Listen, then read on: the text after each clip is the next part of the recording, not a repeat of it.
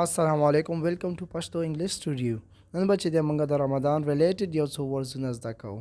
ورډ نمبر 1 موږ سره دی رمضان ته په انګلیش کې رمضان وایي.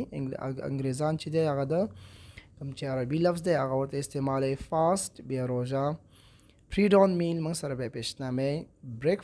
بریکینګ فاست بیا موږ سره روژه ماتول. مون ساټینګ میاشت کتل. ابزرو فاست روژه نیول. سیکلوژن اعتکاف او آمز خیرات. اوس راځو موږ دا ورځونه په سنټنسز کې به موږ د دې ورځونه استعمال څنګه کوو. نو اگزامپل نمبر 1 رمضان is a blessed month. رمضان یو مبارکه میاشت ده. اگزامپل نمبر 2 I am fasting. زه روژه یم. There is blessing in pre-dawn meal. سحری په کولو کې برکت دی. I break fast with dates. د په خرما روژه ماتوم. I sighted the moon last night.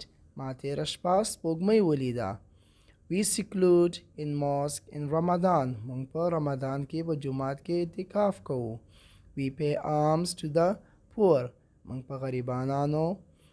غریبانانو ته خیرات ورکوو.